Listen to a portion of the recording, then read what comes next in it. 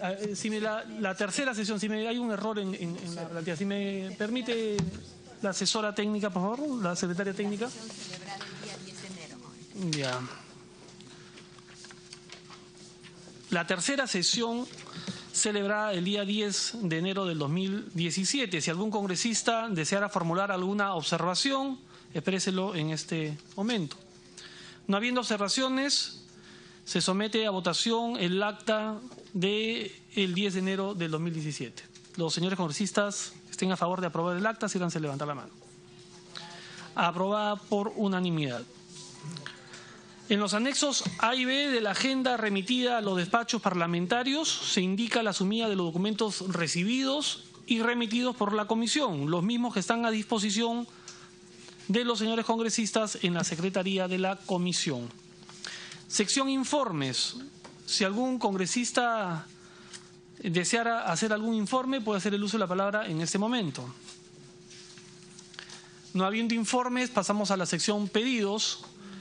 Si algún congresista deseara efectuar algún pedido, tiene el uso de la palabra en este momento. Congresista Edmundo del Águila. Sí, señor presidente. Muy buenas tardes. Buenas tardes, estimados colegas. Los últimos días, no solo en distintos medios de ambientes y esferas relacionadas a, indudablemente, que el Poder Legislativo, se ha hablado mucho de la posibilidad de poder fusionar en vista de que hay coincidencias dentro de la Comisión Lavallato con la comisión que hoy en día nos encontramos. Así que le pediría que pase a orden del día para poder tocar el tema. Sí, tiene la palabra el congresista Sergio Dávila. Sí, presidente, con su permiso. En los diferentes medios de comunicación diarios que estamos viendo día a día, vemos que sale una noticia donde dice caso Lavallato, más de 200 en lista de coimeados. Sería bueno, presidente, solicitar la relación de esas personas que se aduce que han estado, digamos, implicados en esto, para nosotros también conocer de cerca y ver si están dentro de nuestro proceso de investigación. Correcto. Pasa a orden en día entonces el pedido del congresista del Águila y se tomará en cuenta lo solicitado por el congresista Sergio Dávila. Sección orden del día. Como único punto del orden del día tenemos el informe sobre el estado situacional de la investigación referida al gasoducto sur peruano, que será presentado por los asesores de esta comisión, el señor doctor Juan Toledo y el doctor José Pinco. Siendo este un asunto interno de la comisión, se había citado con carácter de reservada. Sin embargo, si es que algún congresista quisiera solicitar, sí, tiene la palabra el congresista Manuel Dangmer. Sí, señor presidente, solicito que sea público, porque creo que es un informe de los tantos que venimos trabajando y que en ese sentido no afectaría que sea de conocimiento público. Correcto, ponemos a consideración de los miembros de esta comisión, los señores congresistas que estén a favor de que la sesión sea pública, abierta, síganse a levantar la mano. Presidente, Sergio Dávila. La pregunta era, ¿por qué se pidió que sea reservada? ¿Usted tiene alguna razón fundamental por esto o no sé, por eso quería consultar de alguna manera? Las sesiones, por lo general, de comisiones investigadoras son todas de carácter reservado. Lo que se hace es solicitar a los miembros de la comisión que ésta sea abierta, o en todo caso, si es que no hay información que pudiera perjudicar el debido desenvolvimiento de las investigaciones, se hace con carácter reservado. En vista que ya se sometió a votación y que por unanimidad ha sido aprobada que la sesión sea abierta, se va a mantener de esa manera, será sesión pública. Invitamos a los señores asesores de la comisión, señor doctor Toledo y doctor José Pinco, para que puedan exponer respecto a los avances y la situación de la investigación referida específicamente al tema de gasoducto sur peruano. Tiene la palabra el doctor Juan Toledo.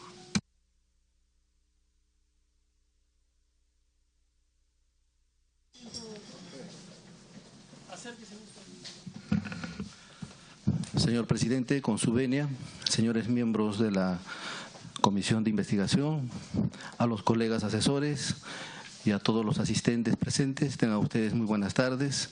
Tengo el alto honor de realizar esta breve exposición la tarde de hoy, no sin antes de agradecer por esta confianza, por integrar esta comisión investigadora, la misma que guarda relación con mis profundas vocación y principios de la lucha contra la corrupción. Pues bien, antes de entrar en el orden técnico, debo hacerles saber, mejor dicho, que según texto sustitutorio de la moción de orden del día número 154, se nos encomendó la investigación denominada Proyecto Línea 2 y Ramal Avenida Fawcett, Avenida Gambetta de la red básica del Metro de Lima y Callao, y el contrato de concesión del proyecto Mejoras a la seguridad energética del país y desarrollo del gasoducto serperuano. Pues bien, esta línea de trabajo se estableció en dos ámbitos. Un primer cuerpo de técnicos se encuentra realizando el trabajo de proyecto Línea 2 y ramal Avenida Fawcett, Gambetta, que guarda relación con el Metro de Lima y Callao. Por la consistencia y la complejidad del análisis técnico, se ha visto por conveniente todavía no informar en este extremo. Pero en lo que guarda relación respecto al contrato de concesión del proyecto Mejoras de Seguridad Energética del país, va a ser motivo la tarde de hoy de nuestra exposición. Precisamente atendiendo y sabiendo que la atención de la audiencia científicamente está comprobado que no debe versar más de 30 o 40 minutos, vamos a ser lo más lacónicos y brevemente posibles a fin de precisamente contar con esa atención. Gracias. Pues bien, empezamos precisamente con este tema del proyecto Mejoras a la Seguridad Energética del país y desarrollo del gasoducto surperuano, que guarda relación a los informes, al avance de la investigación. El primer contrato Kuntur, firmado por el Estado peruano, como bien saben, por el tema noticioso y también por el contexto que es hoy día está vigente en nuestro contexto nacional. Precisamente este contrato fue realizado con fecha 6 de octubre del año 2008, celebrado por el director general de Hidrocarburos, Gustavo Navarro Valdivia, por encargo del ministro de Energía y Minas, con la empresa denominada Kuntur Transportadora de Gas. Este contrato representaba condiciones muy favorables, o mejor dicho, equilibradas para los contratantes.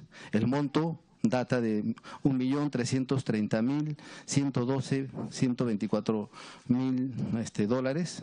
Su vigencia guardaba por 30 años y la modalidad, que es lo más importante, señores congresistas, era autofinanciada, lo que en buena cuenta quiere decir que no representaba ningún gasto ni inversión económica al Estado peruano. Pues bien, del análisis del acervo documentario que guarda nuestra comisión investigadora, se advierte precisamente que hay una intervención de Odebrecht desde el inicio de las contrataciones del gasoducto.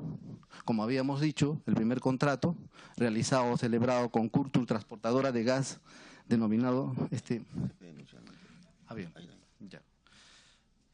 precisamente este contrato representaba pues un equilibrio o una celebración ponderada para ambas partes, pero sin embargo Kuntur Transportadora de Gas en un principio se denominaba Corporación Montería. Pues ¿qué pasó? Se inició con un capital social de 400 soles y los socios fundadores de esta empresa eran dos estudiantes, Teresa Evelyn Guamán Carrión y el señor Luis Gianfranco Linares Sánchez. Pero posteriormente, en menos de un mes, cuando ya empieza la injerencia de la cuestionada empresa Odebrecht, con fecha 14/07/2007, el capital social en esta empresa se incrementa a 2.210.505.00. Y por cierto, la denominación también varió a Kuntur Transportadora de Gas. En la composición del cuerpo directivo de esta persona jurídica, esto es ya con la denominación de Kuntur Transportadora de Gas, aparecen los directivos Samuel Darío Gómez, el cuestionado señor y hoy apresado, me parece, en Brasil, Jorge Enrique Simões Barata, Luis Fernando de Castro Santos, Bruno Gómez de Botton. Estos directivos de origen extranjero precisamente ya estaban vinculados a la Kuntur Transportadora de Gas. ¿Pero con qué propósito? Y esto es materia de investigación. Odebrecht tomó control de la empresa Montería SAG, como lo habíamos dicho, y para luego denominarla Kuntur Transportadora de Gas. Y luego, alegando que se encontraba en la fase preoperativa del contrato submateria al cual nos hemos hecho referencia, propició la renuncia al primer contrato del proyecto de transporte de gas celebrado con el Estado peruano, cuyo valor ascendía, pues como lo habíamos dicho, a 1.330.112.124 millones de dólares, con la finalidad de modificar y cambiar sustancialmente las condiciones económicas y financieras del contrato de concesión y de alguna manera afectando, como posteriormente seguramente vamos a demostrar, el erario nacional.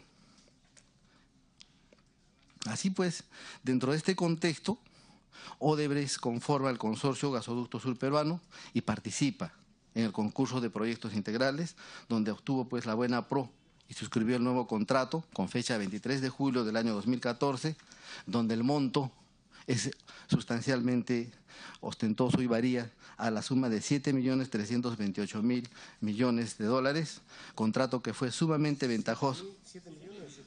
7.328.000 millones de soles, contrato que fue sumamente ventajoso para sus intereses, esto para la empresa o para el consorcio Gasoducto Sur Peruano, y por cierto, seguramente con el transcurrir de las investigaciones de esta comisión se demostrará el perjuicio al erario, al Estado peruano. Pero,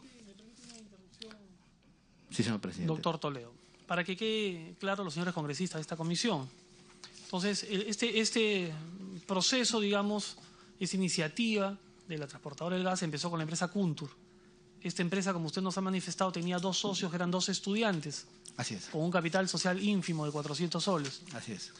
Luego, estas acciones, estos 2 estudiantes fueron compradas por estos funcionarios de Odebrecht, algunos de ellos actualmente presos en Brasil por actos de corrupción. Así es. Una vez que se hicieron de esa empresa que, digamos, iba a proyectar esta obra de 1.300 y pico millones de dólares, sospechosamente ellos deciden renunciar, ¿no es cierto?, a este proyecto y dejar sin efecto la participación que tenía Kuntur en este contrato, en el primer contrato. Así es. Para luego, ya no como Kuntur, sino como Odebrecht, el consorcio Gasoducto Sur Peruano. Gasoducto Sur Peruano participar del en la segundo concurso de proyectos, donde precisamente el monto es puede continuar. ¿Y cómo hicieron esto? Sí. Bueno. ¿Una interrupción? Sí. ¿Va a ser esa la dinámica para poder preguntar o esperamos al final? Lo que pasa es que creí conveniente ir explicando un poco la materia de lo que venía explicando el asesor para que no quede ningún tipo de duda. La dinámica sería que luego de la exposición se puedan hacer todas las preguntas, pero en caso que algún congresista quisiera algún tipo de precisión, no tiene ningún problema en solicitar el uso de la palabra. Gracias. Continúe, por favor. Esta renuncia de Kuntur, el proceso de renuncia, la realiza mediante carta de fecha 23 de octubre del 2014, dirigida al Estado peruano, y cuyos argumentos pues esboza la inviabilidad del proyecto, la causal que lo hace inimputable a las sanciones contractuales que se había previsto en este primer contrato. Por lo tanto, requiere la devolución de garantías contractuales y, consiguientemente, eso devino en un proceso arbitral que, téngase presente, se resolvió 5 meses después de la suscripción del segundo contrato que realiza el Estado peruano con el consorcio ganador del gasoducto, conforme lo habíamos mencionado anteriormente. Esa es una de las irregularidades que son evidentes y que precisamente...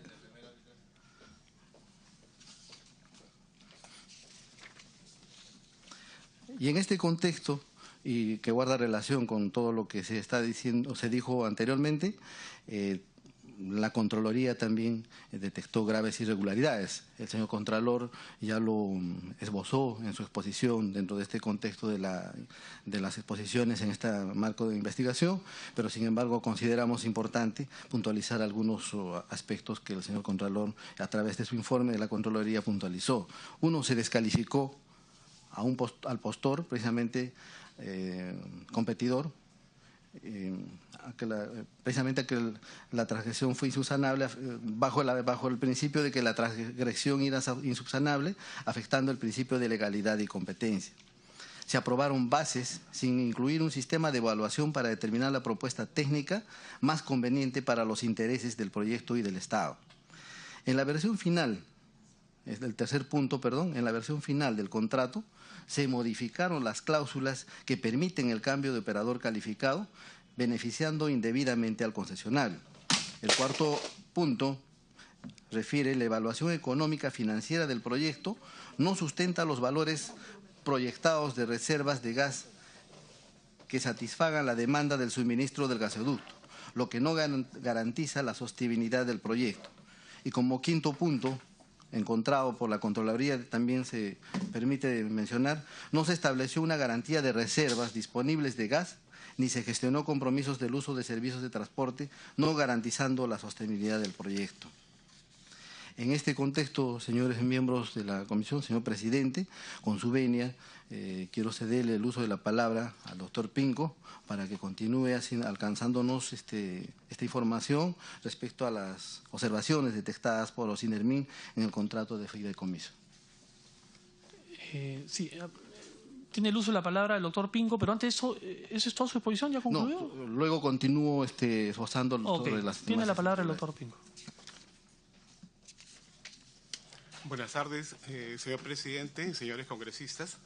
Efectivamente, nos corresponde hacer precisiones en cuanto al ente supervisor, Ocinermin. En este caso, el Consejo Directivo, el presidente del Consejo Directivo de Ocinermin, ingeniero Jesús Tamayo Pacheco, presenta al Ministerio de Energía y Minas el 2 de mayo del 2006 un informe señalando fallas, observaciones detectadas al contrato de fideicomiso. Perdón, ¿2006 o 2016? Del 2016. El 2 de mayo se presenta este informe. Hasta la fecha que la Comisión ha solicitado información, no se habían subsanado esas observaciones. Son 7 observaciones que formula Ocinermin en relación al contrato de fideicomiso. Las 7 observaciones, brevemente las resumimos en los siguientes términos. En primer lugar, hay incumplimiento por parte del contrato del fideicomiso de los procedimientos que ha señalado y ha regulado el ente supervisor, Ocinermin. Ocinermin no interviene en el contrato de fideicomiso, es un ente supervisor. ¿Quiénes intervienen en el contrato de fideicomiso? El contrato de fideicomiso intervienen como fideicomitente y como fiduciario, como beneficiario, Gasoducto del Sur y, en este caso, Citiban del Perú. El contrato se celebra el 22 de abril del 2015. Específicamente, en cuanto a esta observación, si bien el contrato señala que existen 3 cuentas recaudadoras, una cuenta de tarifa regulada, ¿no?, TRS, una cuenta CASE, que es cargo de afianzamiento de seguridad energética, y otro cargo CICE, que es cargo tarifario del sistema de transporte. Son 3 cuentas que se van administrando de manera paralela, pero el contrato, de manera indebida, hace la provisión a una cuenta de contingencias, consolidando, en este caso, la recaudación en una sola cuenta, lo que genera inconvenientes técnicos para la determinación y liquidación de las cuentas y a la aplicación de los factores de descuento. Son aspectos técnicos, pero que a la larga implican deficiencias financieras y contables. En segundo lugar, el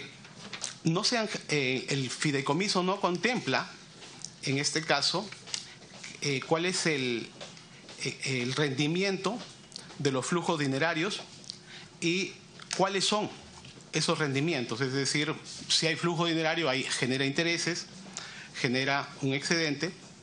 Esos excedentes no están debidamente resguardados porque en el contrato entre el banco y el gasoducto no se informa de esos excedentes y que deben de pasar al Estado después de haberse las liquidaciones de pago correspondiente. En tercer lugar, en cuanto a los tipos de cambio, el tipo de cambio para la conversión de moneda es superior a las reportadas por la Superintendencia de Banco y Seguros. ¿A cuánto más o menos asciende el monto? Este fideicomiso empezó a operar en mayo del 2015. Según, en este caso, los reportes de la Superintendencia a julio del 2016, han recaudado cerca de 79 millones de dólares. A diciembre bordean los 100 millones. Entonces, ahí efectivamente es un fondo cuyos intereses y frutos no están debidamente cautelados.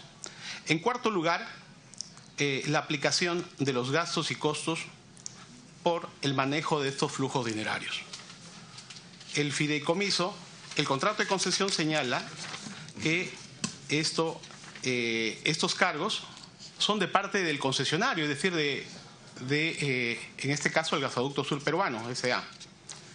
Sin embargo, aquí en el contrato, estos flujos y estos gastos corren a cuenta de los frutos que genera el fideicomiso. Indebidamente se está cargando a estos fondos colectivos o este subsidio público costos que debió asumir directamente el concesionario. En quinto lugar, la falta de instrucciones de pago para, en este caso, las liquidaciones, las instrucciones que señala Ocinermin en cuanto a la liquidación de los fondos aplicados. Estos quedan al libre albedrío del fiduciario y no están acordes con las estipulaciones contractuales ni con los procedimientos que ha señalado Ocinermin. En sexto lugar, en cuanto al Fondo de Provisión de Contingencias, esto corresponde necesariamente al ente supervisor. Es decir, Ocinermin es el que tiene que ver, en este caso, cuál es la situación y cuál es la distribución de fondos de este fondo de contingencia, lo que no se contempla adecuadamente en el contrato. Y finalmente, en caso de liquidación del patrimonio fideicometido, quien debe de supervisar y realizar esa liquidación es Ocinermin. Si estamos a puertas de un cierre financiero, donde definitivamente se van a resolver las cuestiones de fondo, hasta dónde se ha acumulado, son aspectos sustanciales en los cuales el ente supervisor tiene que tener una intervención firme y decidida para cautelar los fondos e intereses colectivos que se han acumulado a través de esta cuenta. Eso sería en cuanto al tema del ente supervisor y los informes que señalan que este contrato incumple las disposiciones del contrato de concesión y el ordenamiento legal vigente. Muchas gracias, doctor Pinco. Continúa el doctor Toledo con su exposición. Gracias, señor presidente. Con su venia, señores miembros de la comisión, considero que esta sí es una de las partes más importantes de esta exposición, donde hemos encontrado graves irregularidades que fluyen de los documentos que son materia de investigación. Pues bien, conforme ya lo habíamos dicho precedentemente, dice el primer acápite, existiendo un contrato de concesión vigente, esto es el de Kuntur con concesionaria de transportadora de gas vigente, el sistema de transportes de gas natural por ductos se convocó al otro proceso de selección del contrato de transporte de hidrocarburos por ductos, generándose la coexistencia temporal de dos contratos paralelos sobre similar trazo y objeto. Esa es una grave irregularidad, señores miembros de la comisión, señor presidente.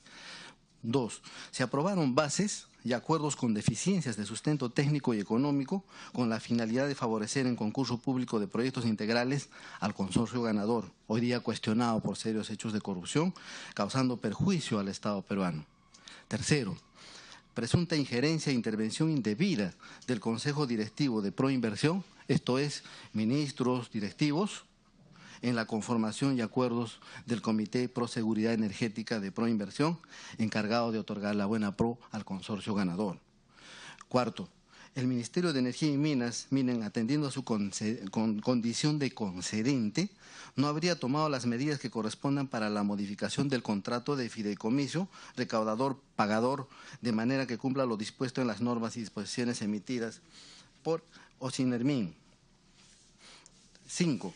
Toda modificación del contrato de fideicomiso debe contar con la opinión favorable de Ocinermin, por ser administrador del mecanismo de ingresos garantizados del referido proyecto, a fin de salvaguardar los intereses del Estado peruano y de los usuarios obligados al pago de los cargos y tarifas en el marco del referido mecanismo. Sin embargo, esto no se hizo, señores miembros de la comisión.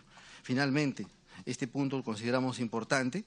El contrato de proyecto Mejoras a la Seguridad Energética del País y Desarrollo del Gasoducto Sur Peruano no podía estar exento del modus operandi de las actividades ilícitas de Odebrecht en incorporación a adendas y sobrecostos. Y esto es muy sospechoso, muy irregular, debido a que conforme fluye también del acervo documentario y de las noticias periodísticas y de alguna declaración de un invitado que estuvo en esta comisión, la participación e injerencia del expresidente Ollanta Humala y su señora esposa Nadine Heredia Alarcón para reunirse en Palacio de Gobierno con integrantes del Comité Pro Seguridad Energética. Esto guarda relación con las declaraciones del invitado, el señor Gustavo Adolfo Navarro Valdivia. La remoción del cargo de ministro de Energía y Minas, y es un cargo estratégico en la conformación del Consejo Directivo de Proinversión, del exministro Jorge Humberto Merino Tafur, y el nombramiento en dicho cargo del ingeniero Eleodoro Mayorga Alba a solo 5 meses de la realización del proceso de selección. Pero lo que es más, este señor exministro es socio de Lau y Quijandría Consultores, conforme fluye de la información registral que hemos podido advertir nosotros como comisión investigadora. Empresa que tiene como cliente principal a Odebrecht, socio integrante del consorcio ganador. Así también, la renuncia del presidente del Comité de Seguridad de Proinversión, el ingeniero Guillermo Lecarnaque Molina, a un mes de la realización del proceso de apertura de sobres. Y estos hechos también fluyen del acervo documentario y de las declaraciones del invitado que hicimos en mención. Es sobre todo del acervo documentario, que el día 7 de mayo del 2016, señores miembros de la comisión, señor presidente, se produjeron una serie de hechos que son materia de investigación. La renuncia del presidente del Comité de Pro Seguridad Energética de Proinversión, el señor Guillermo Lecarnaque Molina. La carta de presentación del exministro Eleodoro Mayorga Alba, donde propone designar precisamente al señor Edgar Ramírez Cadenillas como presidente del Comité Pro Seguridad Energética de Proinversión. El mismo 7 de mayo, la aceptación de la renuncia mediante acta por el Consejo Directivo de Proinversión del renunciante Guillermo Lecarnaque Molina.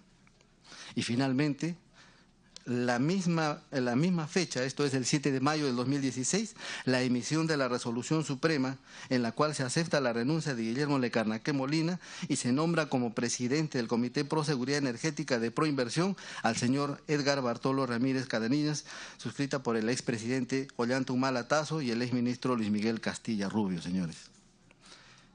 Estos hechos devienen en un accionar sumamente sospechoso, sumamente irregular, lo que es materia de investigación. El 8 de mayo se recompone la composición del Comité Pro Seguridad Energética con 2 nuevos integrantes. Esto es, conforme lo habíamos dicho, el señor Edgar Ramírez Cadenillas y la señora María del Rosario Raquel Patiño Marca. Esto es lo sorprendente, que en menos de 24 horas de nombrados y recompuesto el comité, también, señores, se aprobó maratónicamente el valor referencial del gasoducto en 643 mil millones,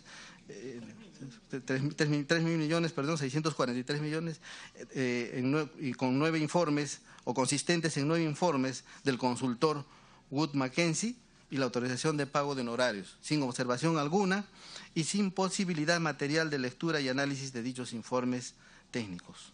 Es increíble, se observa entonces, es irregular, la celeridad inusitada para recomponer este comité, aprobar 9 informes técnicos a menos de 1 mes y medio de otorgar la buena pro del concurso público de proyectos integrales, y como es más, toda esta actuación del 7 de mayo es completamente irregular.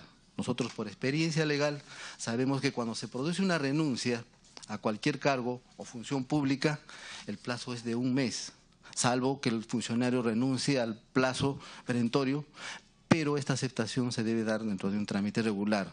Lo irregular es que se dé todo dentro de un día.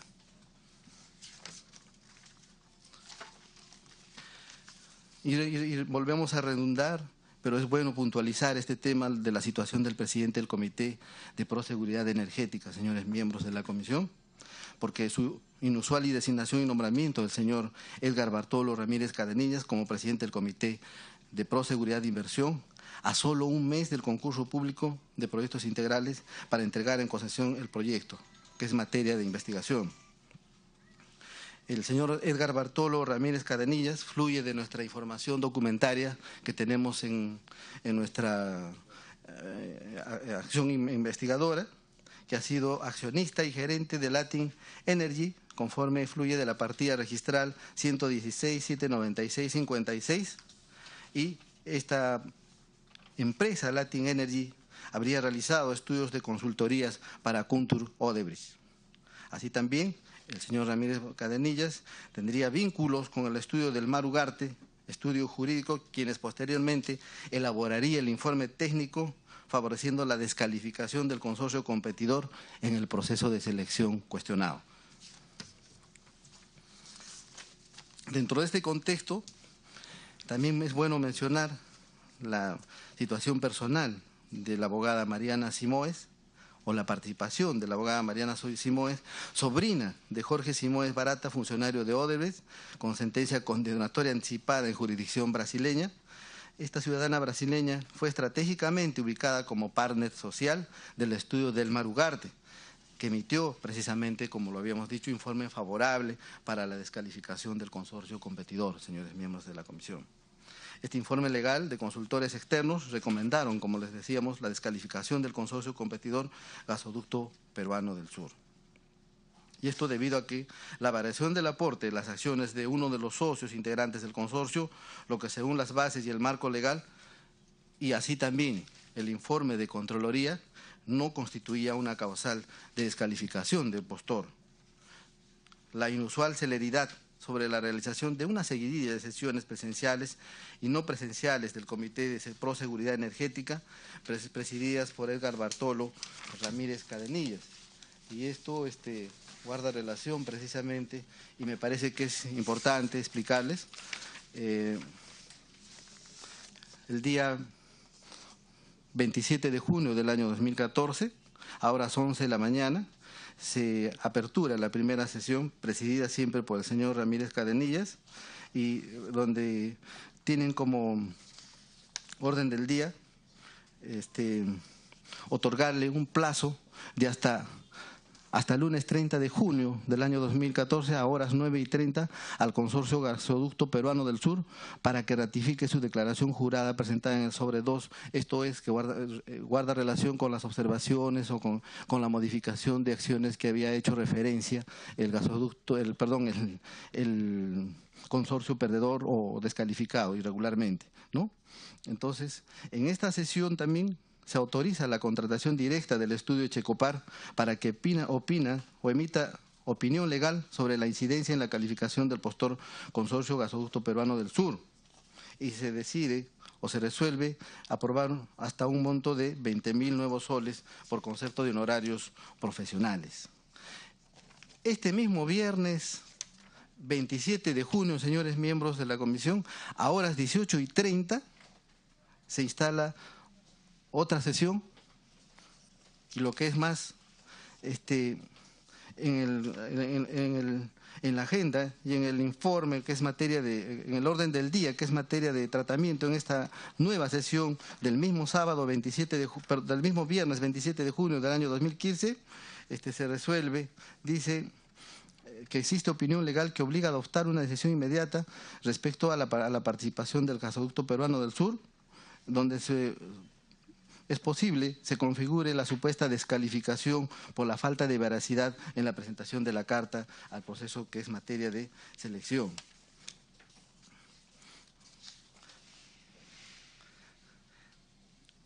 A horas 3 este viernes 27 se suspende la sesión a las 23 horas de la noche, para luego reaperturarla el sábado 28 de junio del año 2014, la reinician supuestamente a las 3 de la tarde, y en el orden del día, no obstante, estando a lo acordado en la primera acta del día viernes 27 de junio. Doctor Toledo, ¿me permite una interrupción? Sí. Para que sea más fluida su exposición y para nosotros poder ir entendiendo lo que usted nos quiere transmitir, ¿cuál es la parte relevante de todo, digamos, esas sesiones de 27, 28, independientemente de las horas que a veces... Claro, para poder entrar en detalle, por favor. Doctor o señor presidente, que la realización de esta serie de audiencias y sesiones fueron realizadas irregularmente, en horarios inopinados, y existen evidentes contradicciones. En las primeras sesiones del día viernes, en la primera sesión, ellos acuerdan de concederle el plazo correspondiente al consorcio por las modificaciones que había presentado, para que puedan hacer sus descargos y sus subsanaciones para el día lunes 30 de junio del año 2014, a horas 9:30 de la mañana. Pero, sin embargo, ignorando este tema y aludiendo supuestas informes legales o la participación de los estudios jurídicos que más tarde o más adelante los vamos a analizar, el Comité Pro Inversión al mando del señor Edgar Ramírez Cadenillas precisamente decide descalificar de facto el sábado 28 de junio del año 2014 al consorcio perdedor, y consiguientemente se produce este hecho irregular.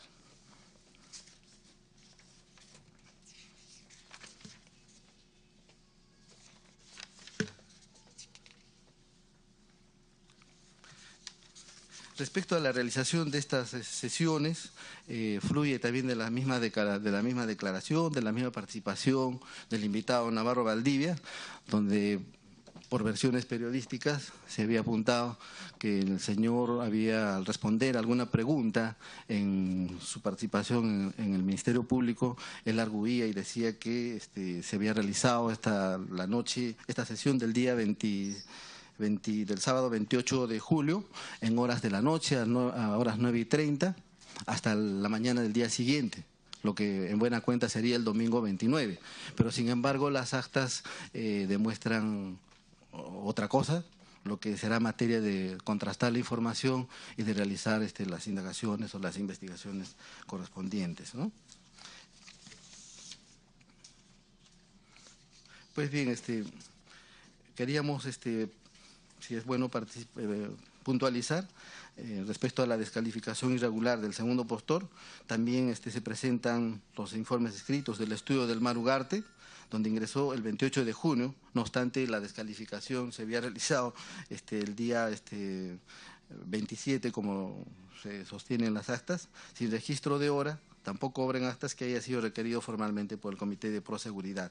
Es una serie de irregularidades, son una serie de incongruencias procesales. Nosotros como abogados sabemos que el debido proceso permite, ¿no?, el respeto a los plazos, permite el respeto a las notificaciones, o en todo caso permite las correcciones procesales que hubieran o que dieran mérito. Pero esto nosotros más adelante ya lo iremos puntualizando para los efectos correspondientes, ¿no?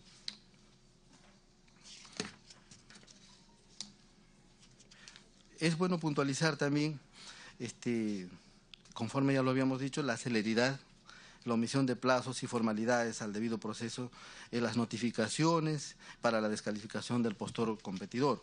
Pues bien, si lo habían notificado con fecha jueves, me parece, o viernes, para que presenten sus descargos correspondientes, el día lunes por la mañana, adelantando opinión y omitiendo toda formalidad prescrita por el debido proceso, le cursaron una carta para descalificando al postor competidor y consiguientemente, ¿no?, generando esa situación irregular, que también es materia de investigación. Esto evidencia precisamente un manifiesto interés de los funcionarios integrantes del Comité de Proseguridad Energética de Proinversión en descalificar al segundo postor. Pues bien, todas estas irregularidades, todos estos hechos, nosotros nos hemos permitido, seguramente en las diapositivas, si están usando, tenemos un cuadrito donde hemos podido diseñar de qué manera se había previsto o se había, digamos, armado esta componenda de los hechos que son materia de investigación y son irregulares, que generaron precisamente la calificación como ganadora al postor, al consorcio ganador hoy cuestionado y donde participa la cuestionada empresa Odebrecht. En primer orden se puede ver, no sé si... En primer orden se puede ver, ya lo tenemos en imágenes, al señor exministro Eleodoro Mayorga, integrante del Consejo Prodirectivo de Proinversión, en su calidad de ministro de Energía y Minas, ¿no? Pero lo resaltante de este tema es que el señor también fue consultor de Lau y Quijandría, accionista. Es más, esta empresa, por noticias y sabemos por información histórica, que realizó asesoría y consultoría a la empresa Odebrecht. Así también se sabe, ¿no?, cómo es que fue elegido como presidente el señor Edgar Ramírez Cadenillas, propuesto por el ministro Mayorga para integrar el Comité Proseguridad Energética de Proinversión, que adjudica la concesión al consorcio ganador. Es representante de Latin Energy, empresa que también habría realizado, ¿no?, servicios de asesoría y consultoría a Odebrecht. Entonces, y dentro de este aparato, digamos, de hechos irregulares, aparece también la señorita o la doctora Mariana Simoes, brasilera, directora jurídica, quien estratégicamente habría sido ubicada en el estudio del Mar Ugarte, asesor de Proinversión, y que, conforme se ha dicho, había emitido o emitió los informes legales que dieron mérito a la descalificación del consorcio competidor. Entonces, estos hechos son materia de tratamiento, de investigación, son hechos irregulares, los que son precisamente materia de exposición la tarde de hoy. Sí, muchas gracias, doctor Toledo. Tiene el uso de la palabra el congresista Manuel Dangmer para cualquier pregunta que desee comentario hacerle al doctor Toledo. Yo quisiera hacer un comentario sobre uno de los temas fundamentales de esta modalidad que se está investigando ahora en el país y que tiene que ver con este y otros casos. Y es que la obra pública es entregada sin un estudio técnico y económico y sin una calificación de la ventaja de ese estudio técnico y económico. Entonces ahí el Estado abdica de sus funciones y luego entrega obras cuyo monto se empieza a pagar sin tener ninguna calificación correspondiente. Esto es muy grave porque son procesos en los cuales, en este caso del gasoducto Sur Andino, tiene 1.134 kilómetros de longitud, 828 kilómetros de longitud estimada de tubería 32 y 204 de la tubería 24 y 102 de la tubería 14. Además una estación de compresión, una estación de medición, un punto de conexión. Y pasó de 1.200 millones a 7.300 millones de dólares el costo. Y ese monto supone la liberalidad para que el proponente y luego el que está a cargo de la concesión pueda poner un monto ese o mayor, porque no hay, en el proceso de entrega de la obra, no hay una exigencia de la calidad del monto que se va a gastar y de los aspectos técnicos de la obra. La Contraloría en su análisis dice expresamente, yo creo que este defecto es uno de los que unifica todo este tipo de acciones en los cuales estas empresas han estado saqueando al país. La Contraloría dice en su informe que se aprobó base del concurso sin que éstas incluyan un sistema de evaluación para determinar la propuesta técnica más conveniente, ocasionando que no se tenga la certeza de la propuesta ganadora, sea la más conveniente para los intereses del proyecto y del Estado.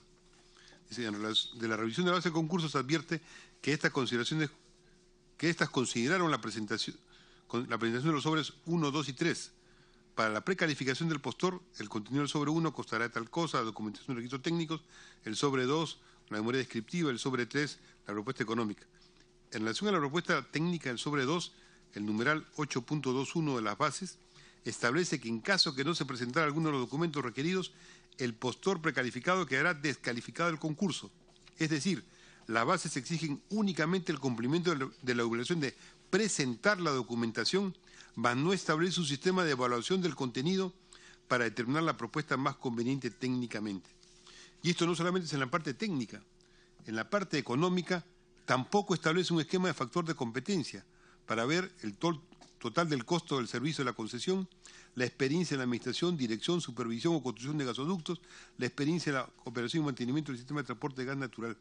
Por lo tanto, se advierte que el sistema de evaluación de la propuesta técnica de las bases del concurso no permitía evaluar, entre otros, la calidad de las propuestas técnicas presentadas para determinar la propuesta de calidad superior. Y respecto al tema económico, queda entonces libre o liberado a las decisiones que ya una vez obtenida la concesión, el que está a cargo de la concesión puede presentar ese o otros costos, porque los costos quedan abiertos a la liberalidad del concesionario. Creo que ese es quizá uno de los más graves y más terribles procesos en los cuales se ha deformado la normatividad nacional para dar obras públicas, porque ahora que estamos el día lunes, que posiblemente se cierra este contrato y se dice que se acaban estos postores, pero otros siguen con el contrato, siguen con un contrato que tiene esta bomba de tiempo, que tiene estos inmensos sobrecostos que son estafas al país. Y eso ya está como si fuera reconocido y aceptado.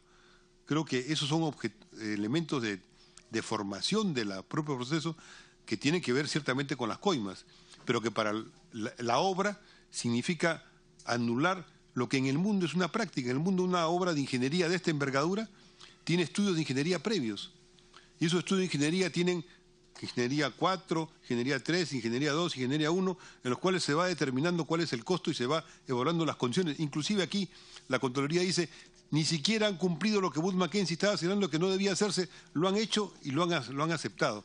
Entonces no hay la más mínima seriedad en el estudio técnico económico, sino más bien hay la liberalidad de darle la concesión al monto que quieren, que puede inclusive luego crecer. O sea, si por ejemplo con el estudio que está actualmente existiendo se lo dieran a un nuevo concesionario, están estas deformaciones inmensas en un nuevo concesionario que podría tener grandes ganancias. Ese estudio tiene que ser anulado, tiene que ser reformulado, tiene que relicitarse, tiene que volver a convocarse con una reformulación del proceso, lo que ha significado este tema. ¿Y por qué es importante ese asunto, señor presidente y señores congresistas? Porque las coimas tienen que ver con la liberalidad para bajar esos requisitos, para permitir que se pueda entregar en esas condiciones las obras, para permitir que no haya un marco jurídico del Estado peruano que obligue a que una obra que se quiera hacer tiene que tener pues estudio de ingeniería a un nivel determinado, calificado internacionalmente, reconocido internacionalmente, y que se tenga que evaluar en los concursos el monto que se va a pedir y se califique sobre esa base. Cuando eso desaparece es que alguien ha recibido coima. Y eso es lo que ahora está saliendo en este y en otros casos. Entonces creo que es importante remarcar este punto porque no solamente sobre el pasado, sino sobre lo que ahora se va a discutir hacia el futuro, la Comisión también debería optar algunas sugerencias. Muchas gracias, congresista Dagner. Muy interesantes sus precisiones. ¿Algún otro congresista que quisiera hacer uso de la palabra? Sí, si me permite, doctor Pinco, antes de eso, yo quisiera hacer hincapié en algunos temas que ha expresado el asesor de esta comisión, el doctor Toledo, que me parecen bastante interesantes, ¿no? Esta triangulación que al parecer existiría entre un exministro, el presidente del Comité de Adjudicaciones y exfuncionarios de Odebrecht. Causa extrañeza que nombren al señor Mayorga, ministro de Energía y Minas, siendo accionista de una consultora que le brindó servicios a la empresa Odebrecht. Causa extrañeza que el señor Mayorga nombre un mes antes de el proceso al señor Ramírez Cadenías, que también accionista de otra empresa consultora, Latin Energy, que curiosamente también le había brindado servicios a Odebrecht. Nos causa muchísima extrañeza que una exfuncionaria de la empresa Odebrecht como Mariana Simões, que tiene un parentesco con el señor Jorge Simões Barata, termine siendo directora ejecutiva del estudio Delmar Ugarte, que a su vez es el estudio que emite el informe que permite descalificar al otro postor y dejar solo a la empresa Odebrecht.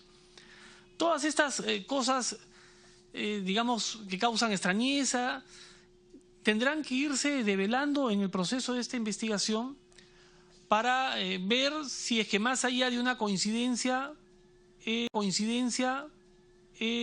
hay indicios o podrían haber indicios de algún tipo de vínculo o de colusión. Otro tema que también nos preocupa fue lo mencionado al comienzo, que se firmó un segundo contrato para la concesión del gasoducto sur sin haber esperado que se resuelva primero el contrato original con Cuntor, porque estaba en arbitraje. Entonces, ahí había una superposición, ¿no?, de dos contratos durante un periodo de tiempo, cosa que los que conocen algo de contrataciones con el Estado saben que hay muchísimas obras en el Perú que están paralizadas, inclusive abandonadas durante 2 o 3 años, porque muchas veces están en un proceso de arbitraje, la empresa ejecutora de esa obra con la institución que licitó. Y no puede esta institución volver a licitar mientras que no termine ese proceso. Bueno, acá no ocurrió eso. Tiene la palabra el doctor Pinco. Solamente para señalar en cuanto a la intervención del congresista Dagner, efectivamente, ya existe una jurisprudencia por parte del Tribunal Constitucional, el caso del Colegio Químico Farmacéutico Departamental de Lima, de fecha 17 de mayo del 2004, que incide específicamente en los dos aspectos que ha observado el señor congresista, sobre que todo proceso de contratación pública tiene que observar de manera escrupulosa la conveniencia de la mejor oferta económica y técnica para el Estado.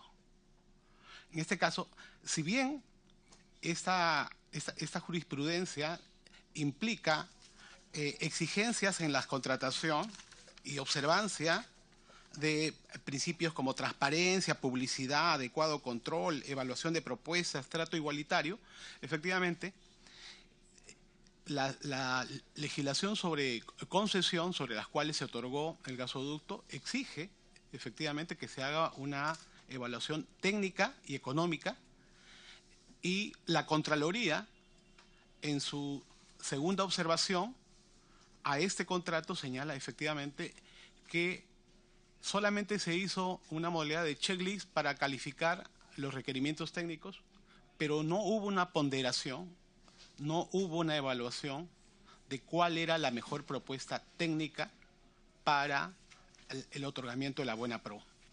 Entonces, la Constitución señala 3 mecanismos de contratación: sobre recursos naturales, sobre servicios públicos y contrataciones públicas.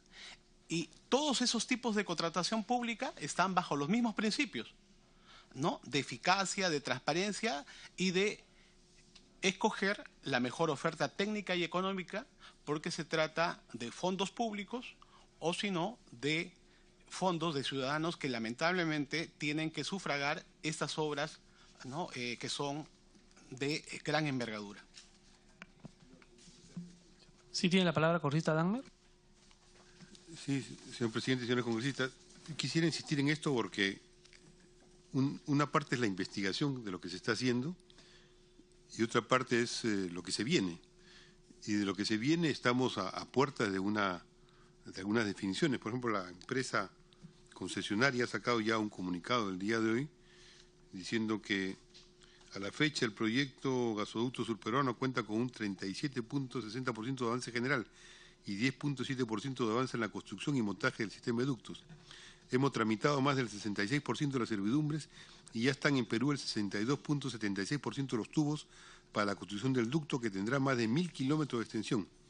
Actualmente tenemos 20 campamentos de obra entre Cusco y Arequipa, 19 puntos de acopio de maquinaria y tuberías y cerca de 4.000 trabajadores. Da a entender de que todo está en orden y solamente debe prorrogarse con ellos o con otros el mismo contrato. Pero el contrato tiene defectos estructurales que hacen que sea un costo impresionantemente ajeno al interés nacional y contrario a la propia buena ejecución de la obra. Y esto está vinculado a una nota que saca Caretas el día de hoy, que dice FOS y Brockfield. Dice: el grupo Apoyo, cuyo presidente del directorio es Felipe Ortiz de Ceballos, asesor del presidente Pedro Pablo Kuczynski, está estrechamente vinculada al fondo de capitales canadiense Brockfield, hoy en el ojo de la tormenta. AC Capitales SAFI, brazo financiero del grupo Apoyo, administra el fondo de infraestructura Brockfield Perú por 460 millones en consorcio con Brockfield Asset Management desde el 2010. AC Capitales SAFI es dirigido por Lizardo Miranda y Franco Castañola. La creación del fondo fue una iniciativa del Ministerio de Economía que empezó a estructurarse con Luis Carranza en el 2009. El fondo de infraestructura, el más grande del Perú, tiene compromisos de capital de las 4 fondos en pensiones, AFPs, por $200 millones, de Brockfield Asset Management por 100 millones, de la Corporación Andina de Fomento por 40 y de la Corporación Financiera de Desarrollo COFIDE por 100 millones. Tiene 12 años el plazo para invertir en el capital de empresas y en la ejecución de proyectos del sector de energía, transporte, tal. En junio del año pasado, Brockfield compró el 57% de las acciones de Odebrecht en el consorcio de Rutas de Lima, hoy en el ojo de la tormenta por la instalación de caseta de peaje. Esta semana contrató Apoyo Consultoría, el Grupo Apoyo, para el control de la crisis. Apoyo Consultoría lo dirige Gabriel Ortiz de Ceballos, hermano de Foz, asesor del presidente. Esa transacción no comprometió el Fondo de Infraestructura Peruano. Así tampoco proviene de esa bolsa la oferta de Brockfield para comprar las acciones de Odebrecht en el consorcio Gasoducto Surperuano en Nueva York. O sea, si tenemos el diseño de un gasoducto que está en sí mismo sobrevaluado, que en sí mismo es una estafa al país, y está venciendo por sus propios errores, su incumplimiento y por las denuncias que se han hecho a estas coimas, no puede ser que el Perú pasivamente diga, bueno, que cualquiera siga nomás con el proyecto. Si la propia Contraloría demuestra que no ha habido evaluación técnica y económica, y ha habido este juego con los cuales se empieza con una cifra y termina con una cifra multimillonaria que no es justificable, que no tiene un estudio técnico de ingeniería básico para poder saber de qué se trata y cuáles son los valores reales. Y el Perú estaría aparentemente en una falsa disyuntiva. O seguimos con el mismo proyecto como sea, entregándolo como sea, o nos quedamos sin nada. Hay otra disyuntiva que marca la ley. La otra disyuntiva es que, sobre la base de una revisión del proyecto, el propio Estado convoque a una continuidad en otros términos. Y estoy seguro que habrán muchos que vendrán a una inversión que es importante para cualquiera que quiera invertir en este tipo de actividades. De ahí que creo, señor presidente, que la comisión está llegando a temas muy importantes y claves, y ojalá que no nos den hechos consumados, sino que los temas que se están investigando sirvan para que pueda abrirse mejores ofertas, mejores condiciones para que se enfrenten las estafas, no solamente en las coimas, sino en el propio diseño del proyecto, que es equivocado contra lo que el Perú requiere. Muchas gracias, congresista Dagmer. Agradecemos al doctor Cordero y al doctor Pinco su participación. Ya la comisión va a continuar con la sesión. Pueden retirarse. Como segundo punto de orden del día teníamos el pedido del congresista Edmundo del Águila. Congresista, tiene el uso de la palabra. Sí, señor presidente, buenas tardes. Toda vez que se han formado en el Congreso y por estas coincidencias y aspectos coyunturales que a veces se dan y escapan a una planificación que pueda emitirse a cualquier ámbito del Poder Legislativo, hoy en día tenemos dos comisiones, una comisión que es la Comisión Lavallato y la otra es la comisión en la cual nos encontramos hoy en día acá conversando. Entre esas dos comisiones hay coincidencias que creo que van más allá de lo que muchos puedan decir, y yo creo que sería saludable por el Congreso, por las dos comisiones, el poder encontrar una alternativa que nos permita, primero, ganar algo muy importante que hoy en día es clave, que es tiempo. El tiempo es un factor clave, somos siendo vistos no solamente por el tema mediático, sino a nivel internacional, como aquellos receptores de las noticias que son forjadas en otros lados, pese a que estas empresas brasileras operaron de manera casi masiva en el Perú. En otros lados la noticia se genera con mayor velocidad que la que se genera acá. Tenemos pues una fiscalía, creo yo, en un proceso muy lento de trabajo, y eso no ayuda mucho para los procesos de investigación. Entonces, el hecho de funcionar estas dos comisiones permitiría ganar lo más importante, que es el tema del tiempo, en primer lugar. Segundo, un tema presupuestal, algo que ha sido la política de esta participación legislativa, no únicamente de la mesa, sino, creo yo, de todos los 130 presentes. Y debido a estos factores, yo creo que sería una idea bastante acertada el poder pensar, meditar y reflexionar acerca de ver la posibilidad de fusionar estas dos comisiones. ¿Algún otro congresista quisiera hacer uso de la palabra? Congresista Sergio Dávila tiene la palabra. Sí, presidente. Bueno, de acuerdo a lo que propone el congresista Edmundo del Águila, no sé si la decisión está en nosotros. Yo creo que eso habría que conversarlo con la Comisión Lavallato y en todo caso ponernos de acuerdo para ver si realmente es necesario fusionarnos. Lo cierto, presidente, es que existe un hecho y un sinnúmero de irregularidades, por lo tanto se tiene que tomar una decisión respecto a si procede o no procede la ejecución de esta obra, porque si bien es cierto, lo ha explicado el congresista Dagmer, hay 4.000 familias que dependen de ella, hay una inversión de 7.000 y pico millones que está aprobada, hay mucha inversión que está por medio, y si bien es cierto, esta empresa yo no creo que pueda desprenderse de esta obra tan fácilmente sin hacer una valorización de esta obra, bueno, si bien es cierto, ya se ve que hay un 37% de avance, pero veamos, de acuerdo a los supervisores de obra, cuánto es lo que se les ha desembolsado, cuánto es lo que han ejecutado y si realmente está de acuerdo con ese avance.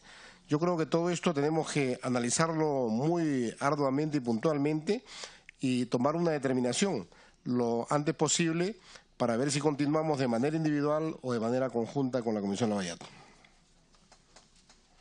Gracias, congresista. Esta comisión obviamente estará muy atenta de las decisiones que tomará el Ejecutivo respecto a esta concesión. Hay una posición firme, creo que es unánime por parte de los miembros de esta comisión, respecto a que una obra que se habría concesionado utilizando mecanismos negados pues en la ley de contrataciones, utilizando probables coimas,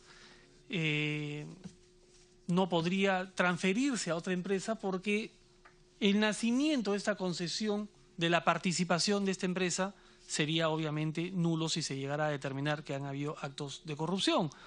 La comisión no solamente va a llevar a cabo esta investigación y va a elevar y va a poner en consideración de los miembros de esta comisión un borrador de un informe respecto a los hechos ocurridos, sino quizá podemos ir un poco más allá y elevar también una propuesta, ¿no?, de un probable modelo de contrato a futuro. Esperemos que, como dijo el congresista Dahmer, no sean ya hechos consumados cuando lleguemos al final de esta investigación. Y ahí quiero tomar en cuenta lo que ha dicho el congresista del Águila. Uno de los factores fundamentales cuando uno investiga un tema es el tema del tiempo. Nosotros hemos sido muy cautos respecto al manejo de esta comisión. La verdad que dado muy pocas entrevistas porque no queremos alejarnos de lo que es el debido proceso. Hemos recién armado un cronograma de citaciones respecto a las personas que van a venir ya como invitadas y otras como investigadas probablemente en base a los indicios que nos han mostrado los asesores y a toda la información que hemos requerido, pero eso nos puede llevar muchísimo tiempo. Es cierto que hay una nueva comisión que se ha formado posterior a esta comisión, que es la Comisión Lavajato, y que por el tamaño de la investigación que ellos están llevando a cabo están, y hay que decirlo, ¿no?, teniendo un respaldo importante respecto a recursos humanos, recursos logísticos, presupuesto para poder llevar a cabo esta investigación. Nosotros estamos haciendo un enorme esfuerzo. Esta comisión que investiga cerca de 20.000 millones de dólares en concesiones por parte del Estado peruano cuenta con solo 2 asesores, que son los que ustedes han podido escuchar el día de hoy, y así hace muy difícil que podamos avanzar a un ritmo acelerado. Yo me parece positivo, estoy de acuerdo con el planteamiento que ha hecho el congresista del Águila. Creo que podríamos solicitarle, si ustedes tienen a bien, a la presidenta del Congreso que ponga en consideración del Pleno del Congreso, a partir de los primeros días de marzo, la posibilidad de que estas comisiones se puedan integrar y poder optimizar así los recursos y el tiempo que tenemos para poder llegar a una conclusión antes que sea demasiado tarde. En todo caso, si nadie más va a hacer uso de la palabra, me gustaría poner a consideración, a votación a ustedes con este texto, digamos, que les he mencionado, el acuerdo de esta comisión para solicitarle a la presidenta del Congreso. Los señores congresistas que estén a favor de aprobar esta solicitud para que estas dos, que se le presente a la presidenta del Congreso para que ponga en consideración del Pleno la integración de estas 2 comisiones, sírvanse expresarlo levantando la mano. Habiendo sido aprobado este acuerdo por unanimidad, nosotros vamos a proceder a redactar este documento. Se pondrá en conocimiento los miembros de esta comisión ni bien sea ingresado, pero cualquier modificación que se haga a comisiones investigadoras tiene que ser aprobado por el Pleno del Congreso. Por lo tanto, si esto llega a concretarse, probablemente van a ser los primeros días de marzo. Pero tendríamos claro ya desde ahora, obviamente conversando también con los portavoces, con los voceros de las otras bancadas, y si es que hay una predisposición para que esto llegue a buen puerto, tendríamos claros ya cuál es la ruta que vamos a seguir para no estar dilatando más el tema de las investigaciones. Señores congresistas, pido autorización para ejecutar los acuerdos tomados en la presente sesión sin esperar el trámite de aprobación del acta. Los señores congresistas que estén a favor, síganse levantar la mano. Ok, aprobado por unanimidad, se levanta la sesión. Muchas gracias.